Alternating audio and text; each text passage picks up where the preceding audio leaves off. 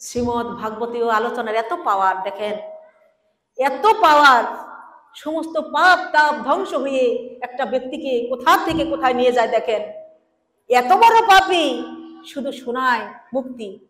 আর শুনে মুক্তি পেয়েছিলেন কে? রাজাধিরাজ মহারাজ পরীক্ষিত। আর ধরা পড়লে মৃত্যু যখন অবশ্যম্ভাবী, তখন এখনই ওকে মেরে দিই আমরা, কারণ ওর কাছে টাকা পয়সা এখন আর কিচ্ছু নেই। যার কাছে টাকা পয়সা নেই সে অচল, অচল আধুলি। সেই পুরুষ একটা মানুষের পুত্র, অর্থাৎ একজন মানব শিশু, কিন্তু তার কর্ণ দুখানি গরুর মতো, এইরকম এইরকম। অধরং মধুরং বদনং মধুরং নয়নং মধুরং হসিতং মধুরং।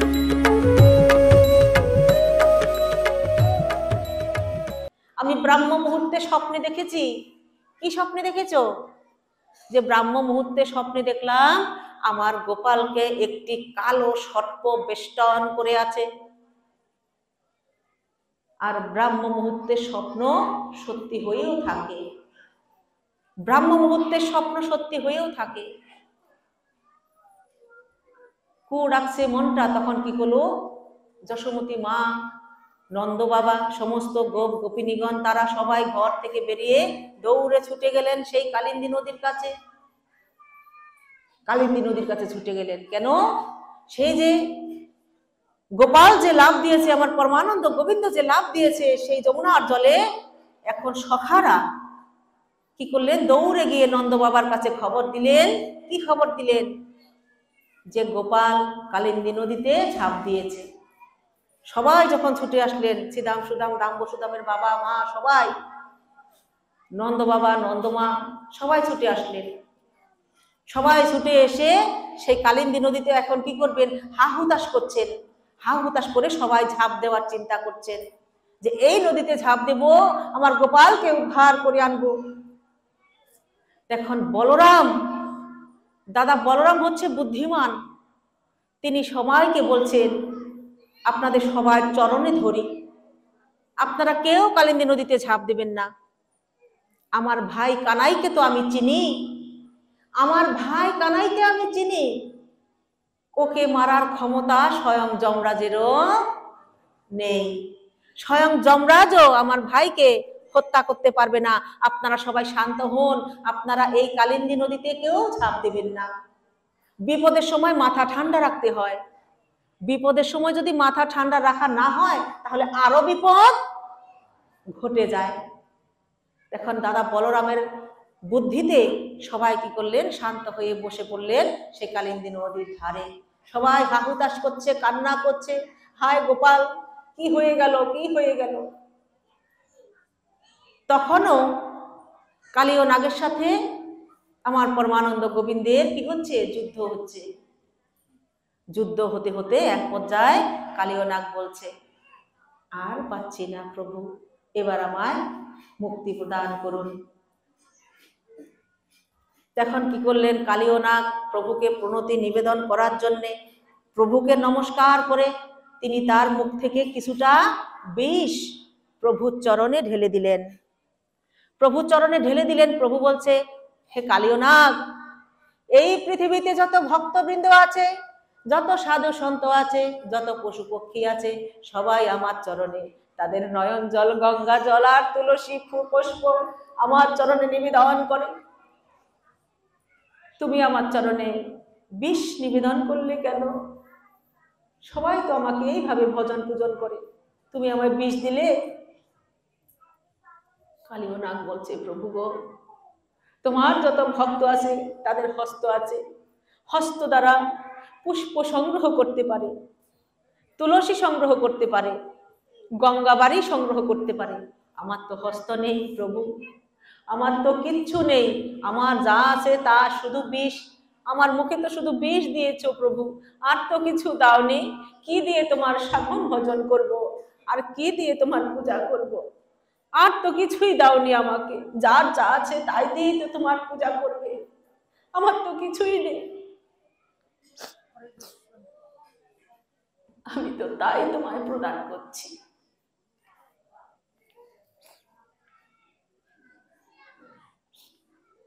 এই যে বিষ, নাগেদের অর্থাৎ সাপেরা যে বিষটা তার মুখে, এই বিষটা কোথায় পেল? ইচ্ছে করে না জানতে? সাপেদের মুখে বিষ আসলো কোত্থেকে? অন্যান্য প্রাণী তাদের কারো মুখে তো বিষ টিষ নেই, কিন্তু সাপেদের মুখেই তো বিষ। কেন বিষ?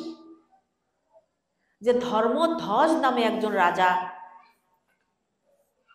ধর্মধ্বজ নামে একজন রাজা, রাজারা কি করতেন? মৃগয়া করতেন। রাজাদের অভ্যাসই কিন্তু মৃগয়া করা, অর্থাৎ হরিণ শিকার করা। মৃগয়া যখন করতেন তাহলে কি করতে হতো? তাদের এক এক জায়গায় তাঁবু স্থাপন করতে হতো, তাঁবু খাটাতে হতো। তখন মহারাজ ধর্মধ্বজ মৃগয়া করতে গিয়ে একটি জায়গা নির্বাচন করে সেইখানে তাঁবু খাটিয়েছে। তাঁবু যখন খাটিয়েছে, ওই জায়গায় দেখতে পেলেন একটা জায়গা থেকে দুর্বায় গন্ধ, প্রচন্ড বিদঘুটে গন্ধ বেরোচ্ছে। তো গন্ধ কোথা থেকে বেরোচ্ছে? সেই জায়গাটাকে অনুসন্ধান করবার জন্য সেই ধর্মধ্বজ রাজা কি করলেন? তার কর্মচারীদের বললেন যে কোথা থেকে এই দুর্বায় গন্ধটা আসছে, তুমি একটু গন্ধটাকে কি করো, নির্বাচন করো কোন জায়গা থেকে আসছে। এখন সমস্ত অনুচর বৃন্দ তারা কি করলেন? খুঁজে খুঁজে খুঁজে খুঁজে একটা গাছের কাছে গিয়ে দেখলেন একটা গাছের মধ্যে থেকে দুর্বায় গন্ধ, বিচ্ছিরি গন্ধ। এত গন্ধ সহ্য করা যায় না, এত গন্ধ সহ্য করা যায় না। এখন কি করলেন? গিয়ে দেখলেন গাছের কুঠুরির ভিতরে, অর্থাৎ বিশাল বড় গাছ, গাছের কুঠুরির ভিতর থেকে দুর্বায় গন্ধ। সেই কুঠুরির ভিতরে বসে বসে একজন সাধু মহাত্মা ধ্যান করছে। একজন সাধু মহাত্মা ধ্যান করছে, তার শরীরটা কুষ্ঠ রোগে, এমন ভাবে কুষ্ঠরোগ হয়েছে তার চরণ দুখানি শরীরটা পচে গেছে, তার থেকে দুর্বায় গন্ধ বেরোচ্ছে। তার থেকে দুর্বায় যখন গন্ধ বেরোচ্ছে, এখন সমস্ত কর্মচারীরা কি করছেন? সেই গাছের কুঠুরি থেকে সেই সাধু মহাত্মাকে টেনে বের করার চেষ্টা করছে, টেনে বের করে দিচ্ছে। আর সাধু মহাত্মা তিনি তো ওইখানে বসে সাধন ভজন করবেন বলে বসে রয়েছেন। সাধন ভজন করার জন্য যখন বসে রইলেন, আর জোর করে কর্মচারীরা তাকে টেনে বের করে দিল। টেনে যখন বের করে দিলেন, তখন সেই মহাত্মা অভিসম্পাদ দিয়ে দিলেন। অভিসম্পাদ কি দিলেন? যে আমার সাথে যে ক্রূরের মতো আচরণ করলে, ক্রূর খলের মতো আচরণ করলে, আমি অভিসম্পাদ করছি আগামী জন্মে সে খল হয়ে জন্মগ্রহণ করবে। এই যখন অভিসম্পাদ, তখন মহারাজ কি করেছে? তার গৃহে যখন ফিরে গেল, এখন কি হলো? তার পিত্তশূল বেদনা শুরু হয়ে গেল। পিত্তশূল বেদনা, ব্যথা, প্রচন্ড ব্যথা। এই ব্যথা কিছুতেই সারছে না। কিছুতেই যখন সারছে না, না সারার কারণে একজন সাধু মহাত্মা এসে বলছে, তুমি কি অচিরেই কোনো সাধুগুরু বৈষ্ণবের চরণে অপরাধ করেছো? তুমি কি কোনো বৈষ্ণবের চরণে অপরাধ যদি করে থাকো, তাহলে তুমি তার কাছে গিয়ে ক্ষমা চাও। তার কাছে গিয়ে ক্ষমা চেয়ে তার চরণ ধৌত জলটা গ্রহণ করে নাও, তাহলে তোমার এই পিত্তশূল ব্যথা দূর হয়ে যাবে। তখন মনে পড়লো, ঠিকই তো, মৃগয়ায় গিয়ে একজন সাধুর সাথে আমরা অন্যায় কাজ করেছিলাম। কোথায় যাব? তাহলে সেই সাধুকে অনুসন্ধান করো, অনুসন্ধান করে তার চরণ ধৌত জল পান করে তারপর পিত্তশূল ব্যথা দূর করে দাও। পিত্তশূল ব্যথাটা যখন দূর হওয়ার কথা, তখন কি করলেন? সাধুকে অনুসন্ধান করতে বেরোলেন। দেখেন, সমাজে আমরা অপরাধ করি একজনের চরণে, কিন্তু তার কাছে ক্ষমা চাই না। চাই কোথায়? সমাজের অন্য কোনো ব্যক্তির কাছে। অনেক সময় হয় কিন্তু যার কাছে অপরাধ করেছি তার কাছে ক্ষমা চাইলেই কিন্তু হয়ে যায়, কিন্তু আমরা তার কাছে ক্ষমা চাই না, লজ্জা পাই। হ্যাঁ, হয় কি? সমাজে এরকম হয় না? যে তখন কি করে? সভা বসায়, তখনই ক্ষমাটা চায়। তো যাই হোক, কি করলেন, যে একজন সাধু বলছে যে তোমার এই পিত্তশূল ব্যথা দূর হওয়ার জন্যে, সেই সাধুটাকে, সে হচ্ছে একটা হংস, সেই হংস কি করে মান সরোবরে ভেসে বেড়ায়। ভেসে যখন বেড়ায়, সে মান সরোবরের হংস বলছে এই ব্যথা একমাত্র দূর হতে পারে সেই সাধুর চরণ ধৌত জল গ্রহণ করলে। তখন সাধুকে সন্ধান করে করে করে করে পাওয়া গেল। পাওয়ার পরে সে সাধুকে বলছে, হে সাধু মহাত্মা, আপনার চরণে তো অপরাধ হয়ে গেছে, আপনি একটা কাজ করুন, আপনার চরণ ধৌত জল আমাকে একটু দান করুন। তখন সে সাধু মহাত্মা কি করলেন, একখানি চরণ যখন বের করলেন, ওই যে কি ছিল সাধু শরীরে, কি ছিল, কুষ্ঠরোগ ছিল। চরণ যখন বের করেছে, আর চরণ যখন হাত কি করেছে, গঙ্গা জল নিয়ে যখন চরণ ধৌত করতে গিয়েছে, সাধু মহাত্মা চরণটা যখন হাতের উপরে রেখেছে, আর কুষ্ঠ ব্যাধির যে গলিত পচিত মাংসের টুকরা, কিছু টুকরা সাধু এই ধর্মধ্বজ রাজার হাতে চলে এসেছে। এখন ধর্মধ্বজ রাজা সেই দৃশ্য দেখে মনে মনে চিন্তা করছে, সেই দৃশ্য দেখে মনে মনে চিন্তা করছে, এমনি ভাবে এই যে মাংসের টুকরা, পচা গলা, দুর্গন্ধ দুর্বায়, এটা আমি কিভাবে গ্রহণ করব? গ্রহণ তো দেখে গ্রহণ করতে পারছে না। তখন বলছেন, হে সাধু মহাত্মা, আপনি আপনার দ্বিতীয় চরণ খান বের করুন। ভাবছে এই চরণের থেকে বোধহয় ওই চরণটা একটু ভালো থাকবে। হে সাধু মহাত্মা, আপনার দ্বিতীয় চরণটা বের করুন। দ্বিতীয় চরণটা যখন বের করলো, তখন দেখলো সে আরো পচা গলা, আরো পচা গলা যখন দেখলো, আরো মাংসযুক্ত, এখন আসছে পোকা। তখনও কিন্তু পোকা টোকা আসে নাই, প্রথম চরণে পোকা আসে নাই, দ্বিতীয় চরণে কি আসলো, পোকাও আসলো। এই দৃশ্য দেখে ধর্মধ্বজ রাজা চিন্তা করলেন, এটা আমি কিভাবে মুখে দেব? ঠিক আছে, তাহলে প্রাসাদে নিয়ে যাই, নিয়ে গিয়ে সূর্যের তাপে কিছুটা রেখে দিই। সূর্যের তাপে কিছুটা রেখে দিলে পোকা টোকা মরে যাবে, আমি সেই চরণামৃতটা গ্রহণ করে নেব। সেই সূর্যের তাপে গিয়ে যখন চরণামৃতটা রাখা হলো, আর হাতটাকে মুছে দিয়েছিলেন মাথায়। অনেক সময় আমরা চরণামৃত গ্রহণ করে মাথায় কি করে হাতটা মুছে দিই না, কিন্তু হাতটা কিন্তু ধুতে হয়, কারণ প্রসাদ তো। চরণামৃত হচ্ছে আমার পরমানন্দ গোবিন্দের স্নান কেলি, অর্থাৎ স্নানের জল। এটা হচ্ছে মন্দিরে অনেক সময় দেখবেন এই চরণামৃতটা একটা আচমন পাত্রে কিন্তু অনেক মন্দিরে থাকে, কিন্তু আমরা সহজে তা গ্রহণ করি না, কারণ আমরা বুঝতেও পারি না, সে তার মাহাত্ম্য বুঝতে পারি না, আর আমরা গ্রহণও করি না। তো এই চরণামৃত একটু হাতে নিয়ে গ্রহণ করবেন, এমন একটুকু নিবেন যাতে যেই চরণামৃত গ্রহণ করলে এই গলা থেকে ভিতরে না নামে, সামান্যতম নিয়ে গ্রহণ করবেন হাতের মধ্যে নিয়ে। অকাল মৃত্যু হরণম সর্বব্যাধি বিনাশনম বিষ্ণু পাদোদকম পিত্তা শীর্ষা ধারণামহং। প্রভু, তোমার এই জল আমি গ্রহণ করছি, অকাল মৃত্যু হরণ হয়ে যাবে। অকাল মৃত্যু হরণ হয়ে যায় এই চরণামৃত গ্রহণ করলে, অকাল মৃত্যু হরণ হয়ে যায়। সর্বব্যাধি, শরীরে যত ব্যাধি আছে, রোগ আছে, সব কিছু হরণ হয়ে যায়। সর্বব্যাধি বিনাশনম, বিনাশ হয়ে যাবে, কিচ্ছু থাকবে না। ভক্তি আর বিশ্বাস করলে বিনাশ হয়ে যাবে, ভক্তি বিশ্বাস না থাকলে বিনাশ হবে না। তখন সেই যে চরণামৃত সূর্যের তাপে দিয়েছে, দেখেন প্রসাদ, এই চরণামৃত কিন্তু প্রসাদ, এই প্রসাদ কিন্তু কি করা যাবে না, গরম করা যাবে না। দেখেন প্রসাদ যে গরম করতে নেই, প্রসাদ যে গরম করতে নেই, তার এই লীলাটা শেষ করে পরবর্তী অংশে একটু আসছি, প্রসাদ কেন গরম করতে নেই, পরে আমরা আসছি ওই জায়গায়।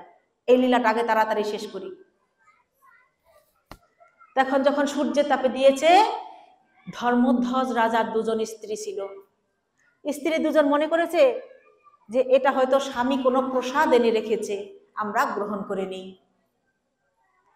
তখন কি করলেন, দুই স্ত্রী সেই চরণ ধৌত জলটা গ্রহণ করে নিলেন। গ্রহণ করে নেবার জন্যে আশীর্বাদ প্রাপ্ত হয়েছিলেন যে তোমরা যে এই চরণ ধৌত জল অর্থাৎ বৈষ্ণব চরণ জল প্রেম ভক্তি দিতে বল, আর কেহ নহে বলবন্ত। বৈষ্ণব চরণ জল, এই জলটা কি করেছে, দুজন পান করে নিয়েছে। পান করে নেবার জন্য তিনি আশীর্বাদ প্রাপ্ত হয়েছে। আশীর্বাদ প্রাপ্ত হয়েছে যে তোমাদের কারণে তোমার স্বামী একদিন নিতাই গৌর হরিবোল বলে মুক্তি পেয়ে যাবে। আশীর্বাদ স্বামীর জন্যে। কিন্তু স্বামীর কি হবে? স্বামী তো সেই চরণামৃত গ্রহণ করলেন না। যেই মুখ দিয়ে চরণামৃত গ্রহণ করলেন না, বললেন এই মুখে আজ থেকে পূর্ব আগামী জন্মে অর্থাৎ পরবর্তী যখন জন্ম হবে সেই জন্মে তোমার মুখে শুধু বিষই বিষ থাকবে, আর কিচ্ছু থাকবে না। নিতাই গৌর হরিবোল।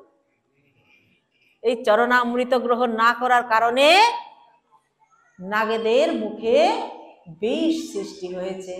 এখন প্রভু বলছে তুমি আমার চরণে বিষ ঢেলছো কেন? তুমি আমার চরণে তো বিষ দিচ্ছ। প্রভু এছাড়া আমার কাছে আর কিচ্ছু নেই, তোমার পূজা কি দিয়ে করব? তোমার পূজা করার মতো কোনো দ্রব্য আমার কাছে নেই, আমি কি দিয়ে তোমার পূজা করব? কি দিয়ে পূজা করব? তাই তো কি করেছে, কালীয় নাগ যখন ক্ষমা দৃষ্টিতে দাঁড়িয়েছে, আর সেই যে দুজন স্ত্রী এই কালীয় নাগ কিন্তু ধর্মধ্বজ রাজা। কালীয় নাগ ধর্মধ্বজ রাজা, পূর্ব জন্মে ধর্মধ্বজ রাজা ছিল। আর তার দুই স্ত্রী এসে ভগবানকে অনুনয় বিনয় করছে, প্রভু আমার স্বামী আপনাকে চিনতে পারে নাই, সে ভুল করেছে, তার ভুলের সাজা আমরা কেন পাবো? তার প্রাণটা যদি চলে যায় আমরা দুজন বিধবা হয়ে যাব। এই বৈধব্য বেশ আমরা গ্রহণ করতে পারবো না, এই বিধবা বেশে আমরা থাকতে পারবো না। আমার স্বামীর প্রাণ আপনি ভিক্ষা দিয়ে যান। ওই যে আশীর্বাদ, তোমাদের জন্য তোমার স্বামীর প্রাণ রক্ষা পাবে। তখন কি হলো, সেই সাপেদের রানীরা কি করলেন, অনুনয় বিনয় করে ভগবানকে সন্তুষ্ট করে তার প্রাণ ভিক্ষা করলেন। প্রাণ ভিক্ষা দেবার পর কালীয় নাগকে বলছে, কালীয় নাগ তুমি এই যমুনায় আর থাকতে পারবে না, কারণ এই যমুনা হচ্ছে আমাদের লীলা বিলাসের যমুনা। তুমি এই যমুনায় আর থাকতে পারবে না, তুমি চলে যাও রমণক দ্বীপে। রমণক দ্বীপে গিয়ে তুমি বাসা বাঁধো, ওইখানে গিয়ে তুমি বসবাস করতে থাকো। ওইখানে গরুর পাখি কোনোদিন যাবে না, তোমাকে ডিস্টার্বও করবে না। গরুর পাখির ভয়তেই তো কালীয় নদীতে ছিল না? হ্যাঁ, কিসের ভয়তে? ওই যে গরুর ধরে খেয়ে নেবে, এর জন্যে নারদ মুনির আশীর্বাদে, নারদ মুনির কথায় ওই নদীতে বসবাস করতে শুরু করলো। তখন কালীয় নাগ কি করলেন, যে এই যে মাথার উপরে চরণামৃতটা কোথায় বেঁধেছিল? ধর্মধ্বজ রাজা কি করেছিল? হাতটা কোথায় রেখেছিল? মাথায় রেখেছিল না? সেই পুণ্য প্রভাবে আমার পরমানন্দ গোবিন্দের শ্রীচরণ কালীয় নাগের মাথায় পড়েছিল। নিতাই গৌর হরিবোল।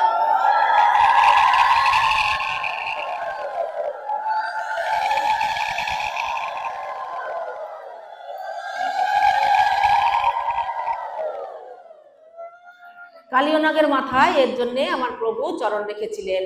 এখন চরণটা তার মাথায় রেখে এখন কি করেছে, সেই যমুনা নদী থেকে আস্তে আস্তে করে সে কালীয় নাগের মাথার উপরে প্রভু আমার নৃত্য করছেন। এমন ভাবে নৃত্য করছেন, পরমানন্দ গোবিন্দের চরণটা হচ্ছে আমাদের পদ্ম। সেই চরণ পদ্ম দিয়ে আঘাত করছেন পাথরকে। তো পাথর কেন? চরণ পদ্ম দিয়ে পাথর আঘাত কিভাবে হলো? সে পরমানন্দ গোবিন্দের চরণটা হচ্ছে আমাদের পদ্ম, আর কালীয় নাগের মাথায় কি থাকে? মণি থাকে। মণি হচ্ছে পাথর সমতুল্য। তো বলছে সেই পদ্ম দ্বারা পাথরকে কি করেছে? চূর্ণ বিচূর্ণ করছে। বলছে পদ্ম দিয়ে পাথর চূর্ণ বিচূর্ণ, এটা কিভাবে হয়? বলছে হয় প্রভুর চরণ পদ্ম দ্বারা মণিরূপ পাথরও চূর্ণ বিচূর্ণ করা যায়। তখন তার মাথার মণিরূপ পাথরটা চূর্ণ বিচূর্ণ হলো। আর প্রভু আমার কি করলেন? উঠে আসলেন। যখন আস্তে আস্তে প্রভু কালীয় দমন করে উঠে আসছেন, সেই যমুনার পারে কারা? যমুনার পারে কারা আছে? যমুনার পারে আছে সমস্ত গোপ গোপী বৃন্দ। সমস্ত গোপ গোপী বৃন্দ যমুনার পারে তারা অচৈতন্য হয়ে পড়েছে। যশোমতী মা অচৈতন্য হয়ে পড়েছে। শ্রীমতী রাধারানীও চলে এসেছে গোপ গোপীদের সাথে নিয়ে। এখন এই কথাটা সমস্ত বৃন্দাবনে ছড়িয়ে গেল। যে সমস্ত বৃন্দাবনে ছড়িয়ে গেল, আমাদের কানু কানু সেই বিষাক্ত যমুনার জলে কি করেছে? লম্ফ প্রদান করেছে। আর এই কথাটা চলে গেল কার কানে? জটিলা কুটিলার কানে পর্যন্ত চলে গেল। জটিলা কুটিলা তো মহা আনন্দে আনন্দিত। আহারে বৃন্দাবন, এই বৃন্দাবনে কত অত্যাচার সহ্য করেছি। এই নন্দের বেটা কানু আমাদের কত অত্যাচার করেছে। সমস্ত বৃন্দাবনে যখন ছড়িয়ে গেল, আর জটিলা কুটিলা তারা বলছে, আহা কতদিন পর্যন্ত মিষ্টি পান মুখে দিইনি। কারণ মনে যদি শান্তি না থাকে, মনে যদি অশান্তি থাকে, কিসের অশান্তি? এই কানুর অশান্তি। কানু সব সময় শুধু জ্বালিয়ে মারতো, সব সময় শুধু জ্বালিয়েই মারতো। কানু কানু জলে কি করেছে? ডুবেছে ডুবেছে ডুবেছে। কানু কি হয়েছে? যমুনার জলে ডুবেছে। একটা মিষ্টি পান মুখে দিয়ে এপারা ওপারা ঘুরে বেড়াচ্ছে। আর কি বলছে? ওরে বৃন্দাবনের শুভ খবর শুনেছিস কি তোরা? কানু আমার মারা গেছে, সে হচ্ছে বৃন্দাবনের শুভ খবর। আরে বৃন্দাবনের শুভ খবর শুনেছিস কি তোরা? ওই জলে ডুবে মারা গেছে নন্দের কালো ছোরা। আহা ওই জলে ডুবে মারা গেছে নন্দের কালো ছোরা। মরেছে মরেছে মরেছে মরেছে বৃন্দাবনের কালো ছোরা। মরেছে মরেছে মরেছে মরেছে, আরে মরেছে মরেছে বৃন্দাবনের কালো ছোরা। মরেছে মরেছে। আহা কি আনন্দ! আনন্দ ধরে না, আনন্দ ধরে না। সবাই আনন্দ করো, আনন্দ করো। কালো ছোরা জলে ডুবে মারা গেছে, আনন্দের দিন এসে গেছে। এখন আর বৃন্দাবনে আমাদের কেউ জ্বালাতন করবে না। এটা কি ভক্তরা বলছে? কে বলছে? জটিলা কুটিলা অভক্তরা বলেছে। ভক্তরা কি আনন্দ করবে? ভক্তরা তো নয়ন জল দ্বারা বক্ষ ভাসিয়ে চলছে। আহারে আমার কানু রে, কানু কিসের জন্য এই নদীতে ঝম্প দিল? কানু যদি ঝম্প না দিত, তাহলে আমাদের বৃন্দাবনটা আগের মতো ঝলমল করত, পশু পাখি গান গাইতো, ফুল ফল ফুটতো। কানু কি করলো? যখন এই ভেবে কান্না করছে, কান্না করতে করতে কেউ একজন দেখতে পেল, ওই তো কানু, ওই তো কানু উঠে এসেছে সেই যমুনার জল থেকে। বিষাক্ত কালীয় নাগকে দমন করে কানু আমার ফিরে এসেছে। কানু ফিরে এসেছে, কানু ফিরে এসেছে। এবার সবাই চলো, সবাই চলো, আমরা বৃন্দাবনে চলে যাই। এখানে আর থাকবো না। কারণ কালীয় নাগকে কি করলেন? বিতাড়িত করলেন রমণক দ্বীপে গিয়ে বসবাস করার জন্যে। কালীয় নাগ চলে গেল। বৃন্দাবনের জল এখন নির্মল স্ফটিকবৎ হয়ে গেল। ওইখানে আর বিষের প্রভাব খাটবে না, বিষের প্রভাব আর খাটবে না। এখন কত ভক্ত আছে, অনেক ভক্ত আছে, মানুষের মনের আশাও তো আছে। তুলসীদাস সে হচ্ছেন পরম রাম ভক্ত। তিনিও তো কি করেছে? ভগবানের কাছে প্রার্থনা করেছে। কি প্রার্থনা? ইতনা তো করনা স্বামী जब प्राण तन से निकले, गोविंद नाम लेकर तब प्राण तन से निकले। গোবিন্দ নাম নিয়ে যেন এই দেহটা রাখতে পারি। প্রভু এই আশীর্বাদ করো তুমি, তোমার নাম নিয়ে যেন এই দেহটা আমরা রাখতে পারি। তাই তো কালীয় দমন লীলা কেন? এই নারদ মুনির আদেশেই কিন্তু এই লীলা, দেখেন নারদ মুনি কিন্তু যেন তেন ব্যক্তি নয়। এই গতকাল বলছিলাম যে ভাগবত আমরা লাভ করেছি কিসের জন্যে? এই নারদ মুনির কষ্টের জন্যে ভাগবত লাভ করেছি। এই কালীয় দমন লীলাটাও কিন্তু নারদ মুনির জন্যে আমরা এই লাভ করেছি। তো সম্মানিত কৃষ্ণ ভক্তবৃন্দ, আজকে মনে হয় যেই বাবা পাঠ দিচ্ছেন ওনার কি বাবা মা মারা গেছে এর জন্যই মনে হয়, কালকে শুনেছিলাম কথাটা। যাই হোক, হ্যাঁ, চাকরির জন্যে। তারপর কার দিবসী মনে হয় বাবার নাকি যেন আজকে, আজকে দিবসী না? তো দিবসী যেহেতু, তার উদ্দেশ্যে তার আত্মার সদ্গতির জন্যে আমরা ছোট্ট আরেকটা লীলা ধরি, তারপর আমরা বিশ্রামে চলে যাই। তো লীলাটা হচ্ছে কি শ্রীমদ্ ভাগবতমে, শ্রীমদ্ ভাগবতমে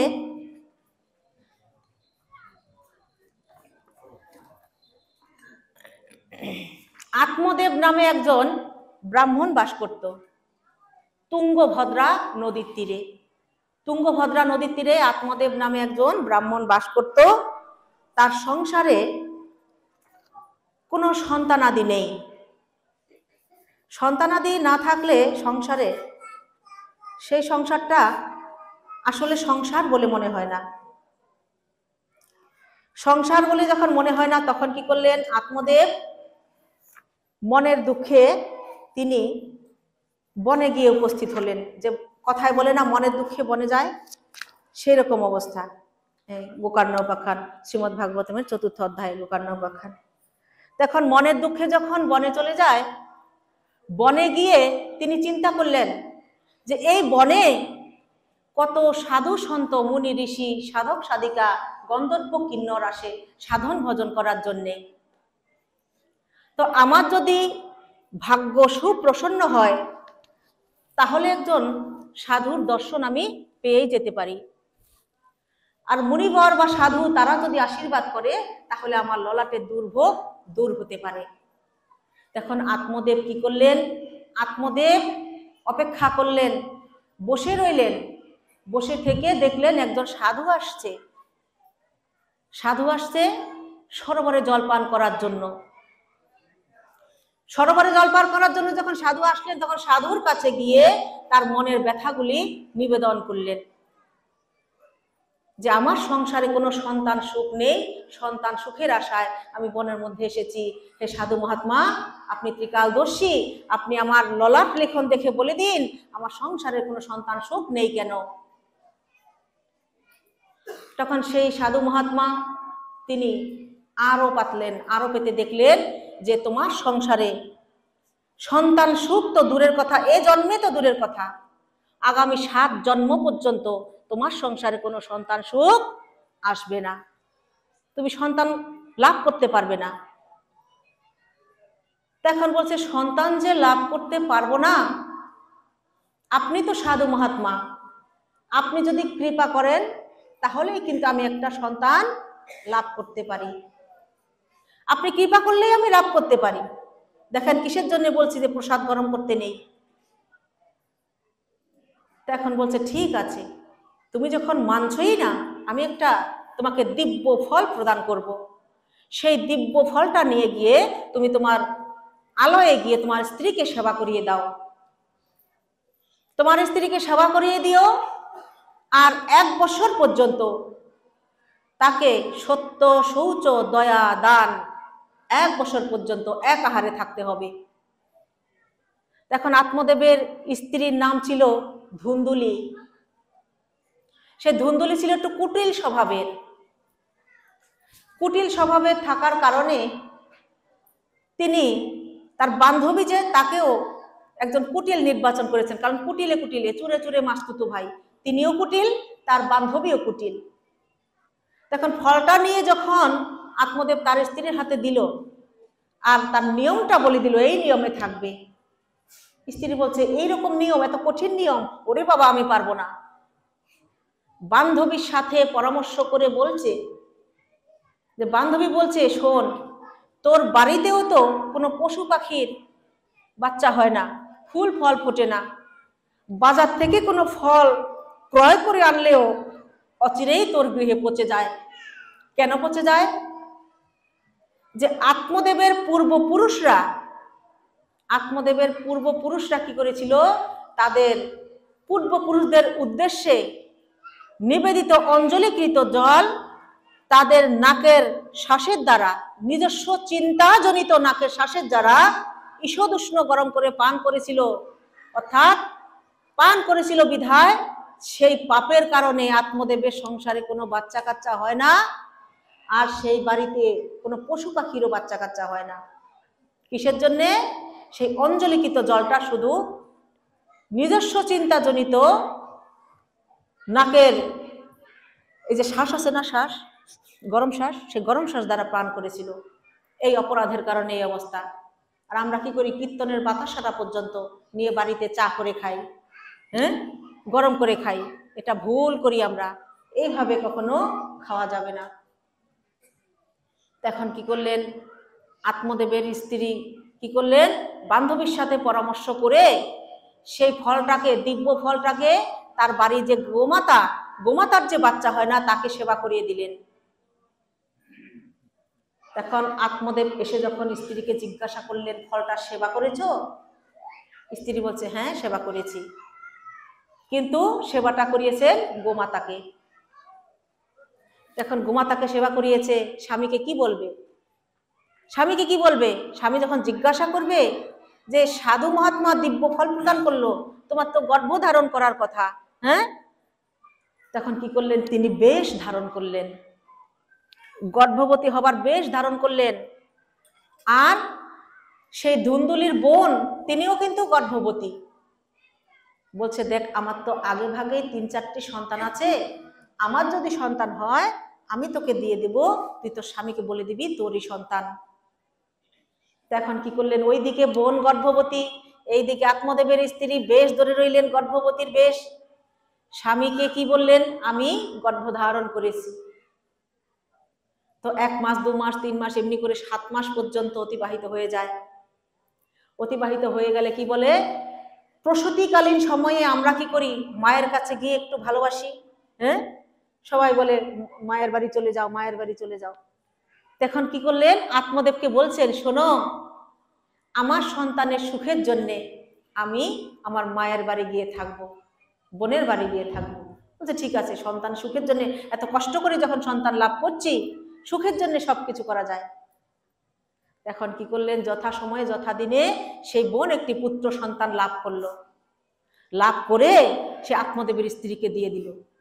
এখন আত্মদেবের স্ত্রীকে যখন সন্তানটা দিয়ে দিল, সন্তানের খাবার লাগবে না?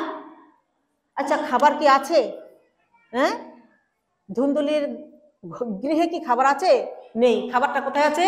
ধুন্দুলির বোনের কাছে আছে। তখন স্বামীকে বলছে, স্বামী, ইদানিং আমার বোনের বাচ্চা হয়েছিল, সে মারা গেছে। দেখছেন কত বড় মিথ্যা কথা, মারা গেছে। এখন বোনকে যদি আমার বাড়ি এনে রাখি, তাহলে আমার সন্তানের খাবারের অভাব হবে না। বলছে, ঠিক আছে, তাহলে এনে রাখো। এখন যথা দিনে যথা সময়ে এমনি ভাবে যখন মানুষ হচ্ছে, ওই যে গরুটাকে অর্থাৎ গাভী মাতাকে ফলটা সেবা করিয়েছিল তো, হ্যাঁ, গাভী মাতাও একটি পুত্র সন্তান জন্ম দান করলো। পুত্র সন্তানটা জন্ম দিল, উজ্জ্বল ঝলমলে পুরুষ, দিব্য কান্তি দেহ।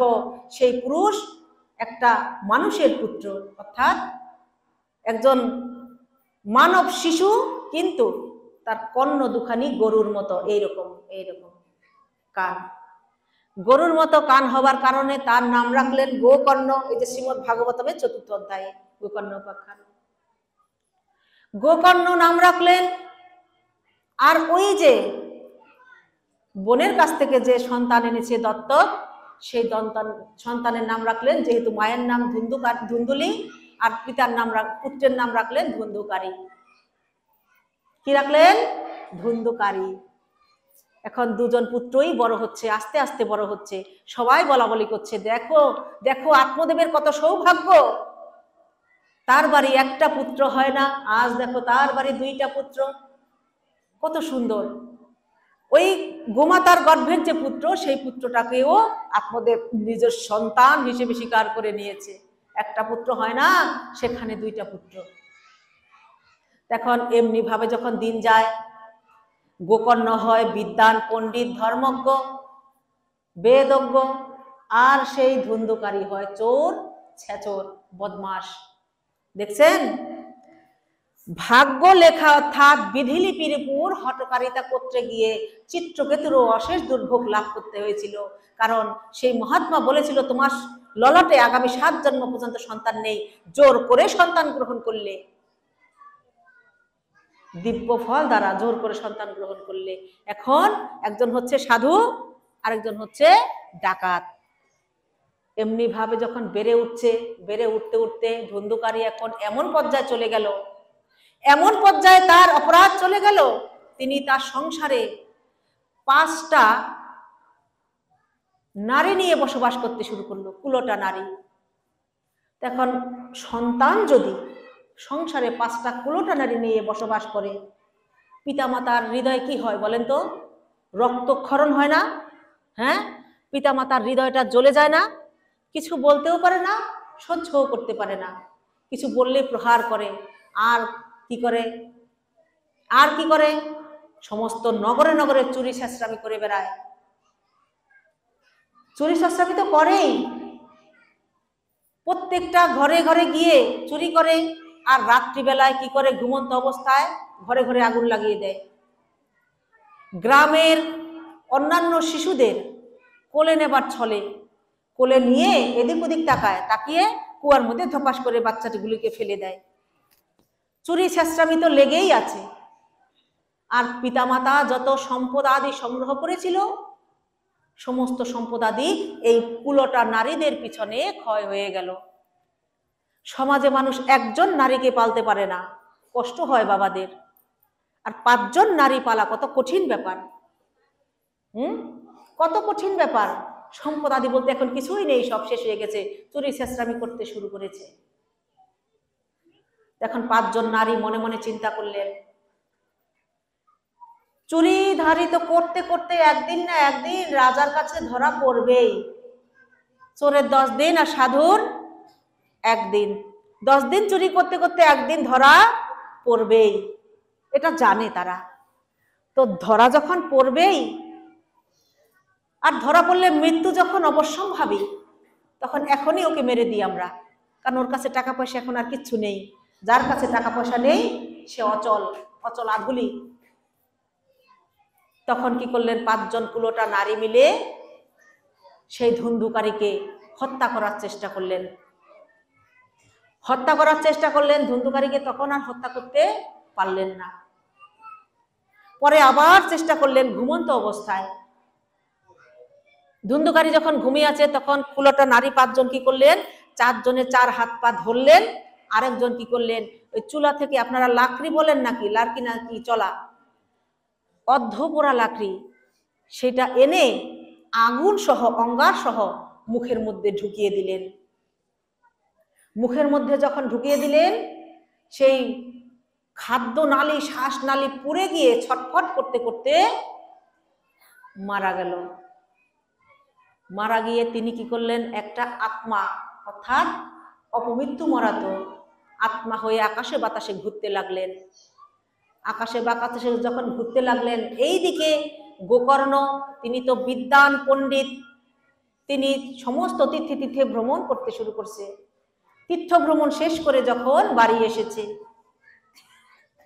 তীর্থ ভ্রমণ শেষ করে যখন বাড়ি এসেছে, তখন শুনতে পেল যে ধুন্ধুকারী বিদেশে গেছে টাকা পয়সা সংগ্রহ করার জন্য। কে বলেছে? সে কুলোটা নারী 5 জন বলেছে। বলছে আমাদের প্রিয়তম বিদেশে গিয়েছে টাকা পয়সা সংগ্রহ করার জন্য, অথচ তাকে কিন্তু মেরে ফেলা হয়েছে। তো গোকর্ণ যখন রাত্রিবেলা একদিন শয়ন করে আছে নিজ কক্ষে, শয়ন করার পর দেখতে পেলেন এক পর্যায়ে একদিকে কিছুটা গাছের, অনেক সময় আত্মারা যদি আসে, আত্মা যারা বিশ্বাস করেন, তাহলে কি হয়? গাছে বাতাস, প্রচন্ড বাতাস হয় না? একদিকে বাতাস, প্রচন্ড বাতাস, আবার কখনো ঘোড়া, কখনো হাতি, কখনো মনুষ্য রূপ ধারণ করছে সেই আত্মাটা। তখন গোকর্ণ জিজ্ঞাসা করলেন, তুমি কে? আমাকে এইভাবে ভয় দেখাচ্ছ কেন? তখন সেই আত্মাটা অর্থাৎ ধুন্ধুকারীর আত্মাটা বলছিল, আমি তোমার ভাই, আমাকে উদ্ধার করো। কিন্তু গোকর্ণ শুনতে পেলেন না, কারণ আত্মার কথা মানুষ কখনো শুনতে পারে না। তখন গোকর্ণ কি করলেন, তিনি মন্ত্রপুত জল হাতে নিয়ে মন্ত্র প্রয়োগ করে সেই জল কি করলেন, যে দিক থেকে বাতাস আসছে ওই দিকে একটু ছিটিয়ে দিলেন। ছিটিয়ে দেবার পর এক ফোঁটা সেই মন্ত্রপুত জল সেই আত্মাটার উপরে পড়েছে। আর আত্মাটার কিছু পাপ কেটে গিয়েছে।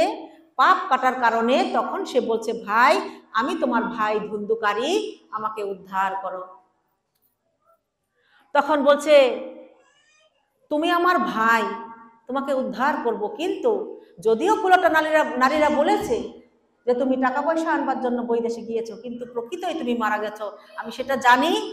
জানার পরে আমি গয়াধামে গিয়ে তোমার নামে পারলৌকিক ক্রিয়া করে এসেছি, তোমার নামে পিণ্ড দান করে এসেছি, তাহলে তুমি উদ্ধার পেলে না কেন? গয়াধামে গিয়ে প্রেত শিলায় পারলৌকিক ক্রিয়া করে এসেছে, তাও উদ্ধার হলো না। তখন সেই আত্মাটা বলছে, ভাই, ইহ জগতে আমি যত পাপ করেছি, পাপ করে করে পাপের ঘরা পরিপূর্ণ করেছি, এখন অতি সহজেই আমাকে তুমি একবার তো দূরের কথা, শতবার যদি গিয়ে তুমি গয়াধামে আমার নামে পিণ্ড দান করো, তারপরও আমার পাপ ক্ষয় হবে না, আমি মুক্তি লাভ করতে পারবো না। তখন কি বলছে? তখন বলছে, তুমি কোথায় থাকো সেইখানে চলে যাও। আগামী করল সুপ্রভাতে এলাকায় যত গণ্যমান্য ব্যক্তিবর্গ আছে, বৈষ্ণব ভক্তবৃন্দ আছে, সাধু সন্ত আছে, তাদের সামনে বসে আমি আলোচনা করে তোমাকে কিভাবে মুক্তি দান করা যায় সেই চেষ্টা করব, তুমি এখন চলে যাও। সকালবেলা গোকর্ণ কি করলেন, এলাকার সমস্ত সাধু সন্ত ভক্তবৃন্দদের ডেকে সভা বসালেন। সভা যখন বসালেন আর এই কথা যখন বললেন, তখন সভার মধ্যে থেকে একজন সাধু উঠে বলল যে, গোকর্ণ, তোমার মতো বিচক্ষণ ভক্ত এর সমাধান যদি দিতে না পারে, আমরা এই সমাধান দিতে পারবো না। সমাধান একমাত্র দিতে পারে বিবস্বান সূর্যদেব। তুমি সূর্যদেবকে বলো, সূর্যদেব তোমাকে যে বিধান দেবে তুমি সেই বিধানে চলো। তখন সূর্যদেবকে গোকর্ণ কি করলেন, তার তপবলে, তপস্যার বল দ্বারা সূর্যদেবের গতিটা রোধ করে দিলেন। গতিটা রোধ করে দিয়ে সূর্যদেবকে বললেন, হে সূর্যদেব, আমার ভাইয়ের আত্মা আকাশে বাতাসে ঘুরে বেড়াচ্ছে ভীম্য দত্তি হয়ে, এখন তাকে উদ্ধারের পথ বলে দিন। তখন সূর্যদেব বলছে, গোকর্ণ, তোমার ভাইয়ের আত্মা উদ্ধার হতে পারে যদি তুমি শ্রীমদ ভাগবতমের সপ্তাহ যজ্ঞের পরায়ণ করাতে পারো, যদি তুমি শ্রীমদ ভাগবতের আয়োজন করতে পারো, তাহলে নিতাই গৌর হরিবল বলে তোমার ভাইয়ের আত্মা উদ্ধার পেতে পারে। যেই আত্মা গয়াধামে পিণ্ডদান করলেও উদ্ধার না হয়, সেই আত্মা ভাগবতীয় যাগ অনুষ্ঠানের আয়োজন করলে উদ্ধার পেতে পারে। তো আমি যেই বাবা আজকে আয়োজন করেছে তার পিতার আত্মার সদ্গতির জন্যে, সে অত্যন্ত ভাগ্যবান, সে অত্যন্ত ভাগ্যবান। এই যে অনুষ্ঠান, ভাগবতীয় যাগ অনুষ্ঠানের আয়োজন সবাই করতে পারে না, যার সৌভাগ্য থাকে শুধু সেই করতে পারে। টাকা থাকলেও এই অনুষ্ঠান করা যায় না, সদিচ্ছার অভাব থাকলে অনুষ্ঠান করা যায় না। তখন কি করলেন, 7 দিন অর্থাৎ সপ্তাহ যজ্ঞের পরায়ণ করালে তোমার ভাই উদ্ধার পেতে পারে। ঠিক আছে, তাহলে তাই হবে। শ্রীমদ্ ভাগবতমের আয়োজন করা হলো, সমস্ত দেশে দেশে খবর চলে গেল। এখন সমস্ত দেশ থেকে সমস্ত ভক্তবৃন্দ আগমন ঘটতে থাকলো এই শ্রীমদ্ ভাগবতীয় আসরে। যেমনি ভাবে আপনারা সবাই এসেছেন, নিতাই গৌর হরিবল, আপনারা যেভাবে এসেছেন সবাই, ভগবান আপনাদের ডেকেছে তাই আপনারা এসেছেন। ভগবান যদি না ডাকতো তাহলে আপনারা আসতেন না। ভগবান আপনাকে ডেকে এনেছে, ভগবান আপনাদের ডেকে এনেছে। এখন কি করলেন, মুখ্য বক্তা হিসাবে নির্বাচন করলেন গোকর্ণকে, যে গোকর্ণ, তুমি ভাগবতী আলোচনা করবে, আমরা সবাই শুনব। এখন গোকর্ণ কি করলেন, প্রথম দিন প্রথম স্কন্ধ থেকে শ্রীমদ্ ভাগবতীয় আলোচনা শুরু করলেন, প্রথম স্কন্ধ থেকে শুরু করলেন। আলোচনা যখন শুরু করলেন, এমন সময় সেই যে আত্মা, কার আত্মা? ধুন্ধুকারীর আত্মা এসে বসার স্থান খুঁজতে লাগলো। কোথায় বসবো? বসবো কোথায়? কারণ একজন মানুষ এক জায়গায় বসতে পারে, আত্মা কখনো বসতে পারে না। তারা তো বাতাস, কি করে বসবে? তখন সেই আত্মা খুঁজতে লাগলো কোথায় একটু বসা যায়। খুঁজতে খুঁজতে খুঁজতে খুঁজতে এক জায়গায় দেখতে পেলেন একটি বাঁশ। বাঁশ বলেন না আপনারা? বাঁশ, বাঁশটার 7টা ঘাট আছে, 7 ঘাট যুক্ত বাঁশ, অর্থাৎ 7টা ঘাট। বুঝতে পারছেন? 7টা গিট, বিশাল বড় বাঁশ। সেই বাঁশের মধ্যে ছোট্ট একটা ছিদ্র আছে। ছিদ্রটার ভেতরে গিয়ে সেই ধুন্ধুকারীর আত্মা বসে পড়ল নিশ্চিন্তে। বসে বসে শ্রীমদ্ ভাগবতমের প্রথম দিন থেকে আলোচনা শুরু হলো, সকাল থেকে আলোচনা শুরু হলো, সন্ধেবেলায় যখন আলোচনা বিশ্রাম দেওয়া হলো, তখন সভাস্থ উপস্থিত সমস্ত ভক্তবৃন্দের সামনে একটি দিব্য ঘটনা ঘটে গেল। সবার সামনে, যেমন ধরেন আপনারা সবাই বসে আছেন, আপনাদের সামনে কি হলো? বাঁশটির একটি গাঁট মটমট করে ফেটে গেল, একটি গাঁট। কারণ একদিনে আলোচনা শোনা শেষ হলো, একটি গাঁট ফেটে গেল। সবাই বলছে কি হলো, কি হলো, কিন্তু কেউ কিছু বুঝতে পারছে না। হলো কি? শব্দটা কোত্থেকে আসলো? কেউ কিচ্ছু বুঝতে পারছে না। এমনি ভাবে দ্বিতীয় দিন দ্বিতীয় গাঁটটি ফেটে গেল। শুরু হয়েছিল কোথা থেকে? হ্যাঁ, প্রথম স্কন্ধ থেকে। এমনি ভাবে প্রথম দিন প্রথম স্কন্ধ, এমনি ভাবে প্রথম দিন প্রথম গাঁট ফেটে গেল, দ্বিতীয় দিন দ্বিতীয় গাঁট ফেটে গেল, এমনি ভাবে চতুর্থ, পঞ্চম, ষষ্ঠ, সপ্তম দিবস এসে গেল। প্রতিদিন একটি করে গাঁট ফাটছে, কেউ কিছু বুঝতে পারছে না। সপ্তম দিন যখন এসে গেল, সপ্তম দিনের দিন সকাল থেকে আলোচনা শুরু হলো। আলোচনা শুরু হয়ে সেই আলোচনা সন্ধেবেলায় যখন পূর্ণ বিশ্রাম রাখা হলো, সন্ধেবেলায় শ্রীমদ্ ভাগবতের পূর্ণ বিশ্রাম রাখা হলো, তখন সমস্ত সভাসদ সবার সামনে উপস্থিত সমস্ত ভক্তবৃন্দের সামনে, উপস্থিত ভক্তবৃন্দের সামনে সপ্তম গাঁটটি ফেটে গেল। সপ্তম গাঁটটি ফেটে গিয়ে সেই বাঁশের ভেতর থেকে একজন দিব্য দেহধারী পুরুষ বের হয়ে আসলো। তার মস্তকে কিরীটি, কর্ণে কুণ্ডল চিকচিক করছে, শরীর থেকে কি হচ্ছে? আলোক ছটা বিচ্ছুরিত হচ্ছে। দিব্য দেহ ধারণ করে সেই আত্মাটা তিনি কি করছেন? সবার সামনে উপস্থিত হয়ে স্বর্গ থেকে কি করলেন? সমস্ত আমার পরমানন্দ গোবিন্দ শ্রীহরি বিষ্ণুর দূতগণ বিমান নিয়ে এসে তাকে সেই বিমানে দিব্য অর্থাৎ দিব্য রথে উঠানো হলো। দিব্য রথে উঠিয়ে তাকে সেই পরমানন্দ গোবিন্দের শ্রীধাম বৈকুণ্ঠ ধামে নিয়ে যাওয়া হলো। শ্রীমদ্ ভাগবতীয় আলোচনার এত পাওয়ার দেখেন, এত পাওয়ার। সমস্ত পাপ তাপ ধ্বংস হয়ে একটা ব্যক্তিকে কোথা থেকে কোথায় নিয়ে যায় দেখেন। এত বড় পাপী শুধু শোনায় মুক্তি। আর শুনে মুক্তি পেয়েছিলেন কে? রাজাধিরাজ মহারাজ পরীক্ষিত।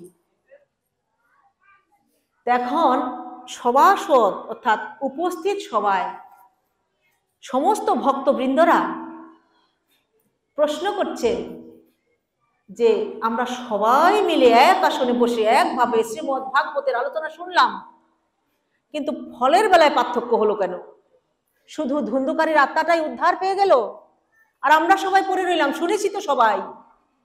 তখন সেই বিষ্ণুদূত বলে গিয়েছে, সবাই শুনলেও এই ধুন্ধুকারীর মতো এক মনে এক চিত্তে কায় মনোবাক্যে কেউ কিন্তু ভাগবত আলোচনা শোনেন নাই। না শোনার কারণে ফলের বেলায় পার্থক্য হয়ে গেছে। কেউ শুনেছে আন কথা বলে, আন কথা আপনারাও কিন্তু বলছেন না? আন কথা বলে শুনছেন। কেউ শুনছেন অন্য মনস্ক হয়ে, শুনছেন না? ওদিক এদিক তাকাইছেন। কেউ শুনছেন বাজে কথা বলে। এখানে বসে আমি তো দেখলাম কোনো জায়গায় কথা হচ্ছে কথা, তাহলে তারা তো ভালো কথা বলে নাই, মনে হয় আন কথা বলছে। ভালো কথা বলার তো দরকার নাই এখানে। এখানে শুধু শুনবেন, বলবেন তো বাড়ি গিয়ে। আমার ভুল হলেও সেটা বলবেন, ভালো লাগলো সেটা বলবেন। এখন বলছে যে সবাই এক মনে এক চিত্তে শোনে নাই, তাহলে কি করলে আবার দিব্য বিমান আসবে? বলছে আবার যদি তুমি শ্রীমদ্ ভাগবতের সপ্তাহ যজ্ঞের পরায়ণ করাও, আবার যদি সমস্ত ভক্তবৃন্দ এক মনে শ্রীমদ্ ভাগবতের আলোচনা শুনে, তাহলে সমস্ত ভক্তবৃন্দ মুক্তি লাভ করবে।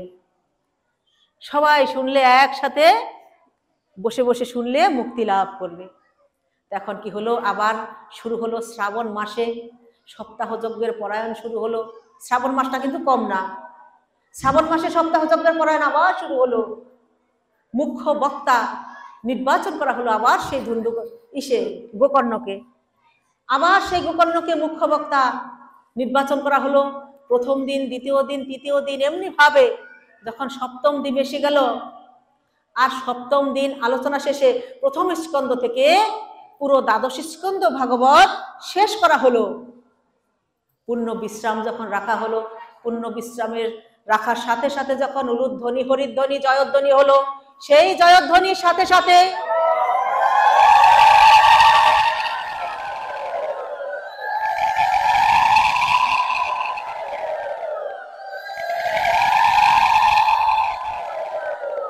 উলুধ্বনি, জয়ধ্বনির সাথে সাথে স্বর্গ থেকে এবার আর একটা বিমান আসে নাই, একটা রথ কিন্তু এবার আসে নাই। কেন?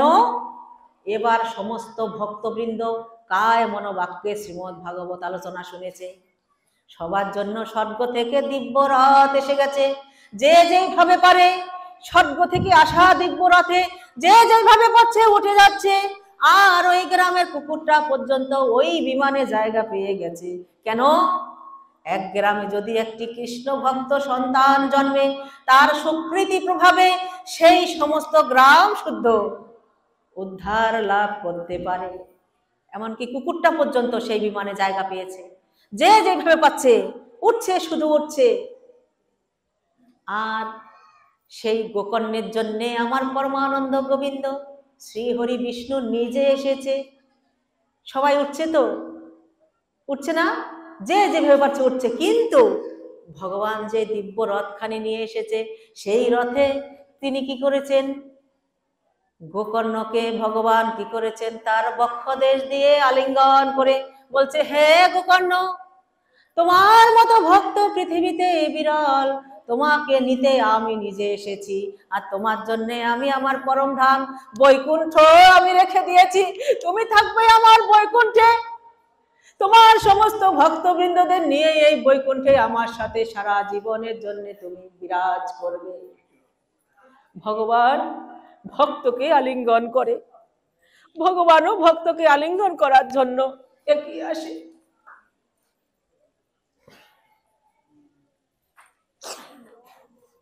তো ভগবান যখন ভক্তকে আলিঙ্গন করার জন্য এগিয়ে আসলো, আর এইখানে ভক্ত আর ভগবানের মিলন হইল, ভক্ত আর ভগবানের মিলন হইল। প্রেমানন্দে সবাই মিলে হরি হরি বল বলো নিতাই গৌর হরি বল।